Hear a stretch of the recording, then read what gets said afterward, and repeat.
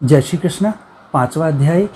वीरभद्रकृत दक्ष यज्ञ विध्वंस और दक्ष वध। जय ओम नमो भगवते वासुदेवाय।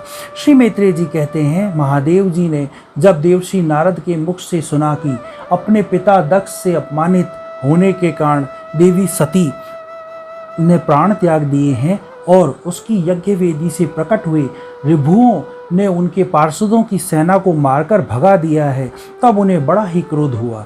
उन्होंने उग्र रूप धारण करके क्रोध के मारे होठ चबाते हुए अपनी एक जटा उखाड़ ली, जो बिजली और आग की लपट के समान दीप्त हो रही थी, और सहसा खड़ा होकर बड़ी गंभीर अट्ठास के साथ उसे पृथ्वी पर पटक दिया।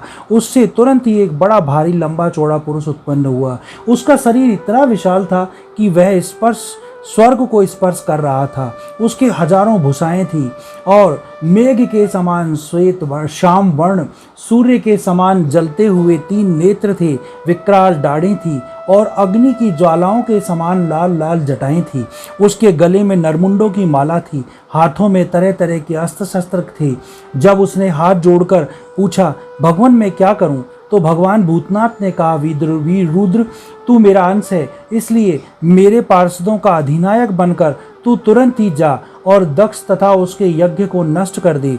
प्यारे विदुर जी, जब देवादिदेव भगवान ने क्रोध में भरकर ऐसी आज्ञा दी, तब वीरभद्र उनकी परिक्रमा करके चलने को तैयार हो गए।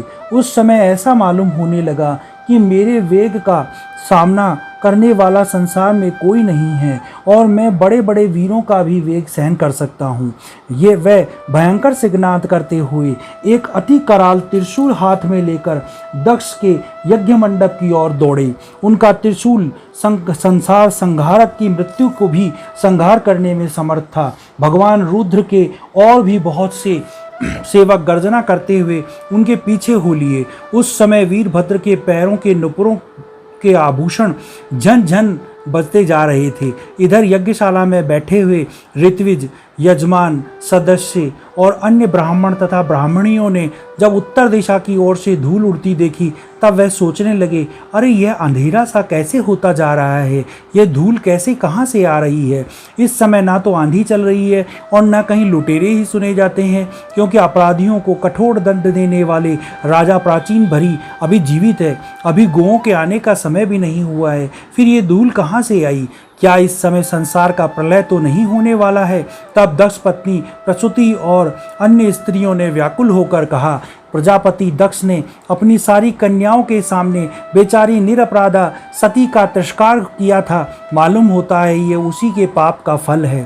प्रलय काल उपस्थित होने पर जिस समय वह अपने जटाजूट को बिखेर कर तथा शास्त्रों से सुशोभित अपनी भुजाओं की ध्वजाओं को उसके समान फैलाकर तांडव नृत्य करते हैं, उस समय उनके त्रिशूल के फलों से दिग्गज बिंद जाते हैं और उनके मेघ गर्जन के समान भयंकर अट्टहास से दिशाएं विलीन हो जाती है। उस समय उनका तेज ऐसे हो जाता है और वे अपनी भुएं टेढ़ी करने के कारण बड़े दुधर्ष जान पड़ते हैं और उनकी विकराल डाढ़ों से तारागण अस्त हो जाते हैं। उन क्रोध से भरे हुए भगवान शंकर को बार बार कुपित करने वाला पुरुष साक्षात विधाता ही क्यों ना हो, क्या कभी उसका कल्याण हो सकता है। जो लोग महात्मा दक्ष के यहाँ बैठे थे यज्ञ में, वह भय के कारण एक दूसरे की ओर कातर दृष्टि से निहारते हुए ऐसे तरह तरह की बातें कर रहे थे कि इतने में ही आकाश और पृथ्वी में सब और सहस्त्रों भयंकर उत्पाद होने लगे। विदुर जी, इसी समय दौड़कर आए हुए रुद्र सेवकों ने उस महान यज्ञ मंडप की ओर सारे ओर से घेर लिया। वह सब तरह तरह के अस्त्र शस्त्र लिए हुए थे।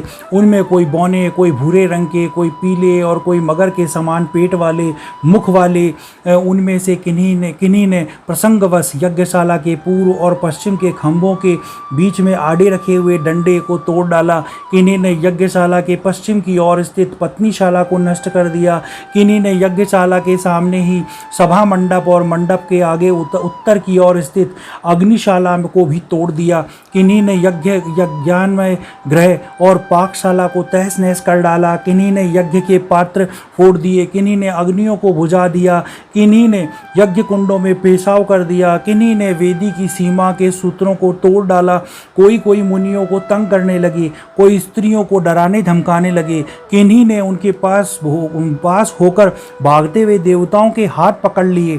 मणिमान ने भृगु ऋषि को बांध लिया, वीरभद्र ने प्रजापति दक्ष को कैद कर लिया तथा चंडीश ने पूषा को तथा नंदीश्वर ने भगदेवता को पकड़ लिया। भगवान शंकर के पार्षदों का यह भयंकर लीला देखकर तथा उनके कंकड़ पत्थरों की मार से बहुत तंग आकर वहां जितने ऋत्विज सदस्य देवता लोग थे सब के सब जहां तहां भाग गए।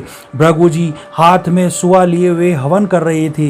वीरभद्र ने अपनी दाढ़ें मूछें नोच ली क्योंकि उनकी दाढ़ें मूछें नोच ली क्योंकि उन्होंने प्रजापतियों की सभा में मूछें ऐंठते हुए महादेव जी का उपहास किया था। उन्होंने क्रोध में भरकर भग देवता को पृथ्वी पर पटक दिया और उनकी आंखों को निकाल लिया, क्योंकि जब दक्ष देव सभा में श्री महादेव जी को बुरा भला कह रहा था और शाप दे रहा था, उस समय उन्होंने दक्ष को सैन कर उकसाया था। इसके पश्चात उन्होंने अनिरुद्ध के विवाह के समय बलराम जी ने कलिंग राज के दांत उखाड़े थे, उसी प्रकार उन्होंने पूषा के दांत तोड़ दिए, क्योंकि जब दक्ष ने महादेव जी को गालियां दी थी उस समय यह दांत दिखाकर हंस रहा था।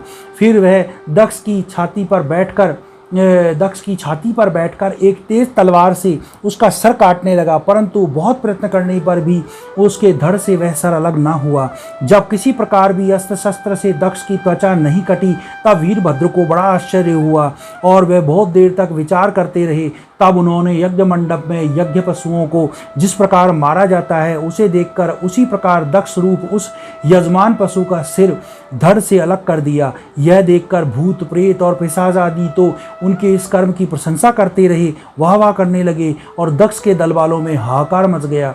वीरभद्र ने अत्यंत कुपित होकर दक्ष के सिर को यज्ञ की दक्षाग्नि में डाल दिया और उस यज्ञशाला में आग लगाकर उस यज्ञ में विध्वंस करके उसे कैलाश पर्वत पर लौट गए। बोलो भगवान श्री कृष्ण की जय। 5वां अध्याय समाप्त। ओम नमो भगवते वासुदेवाय।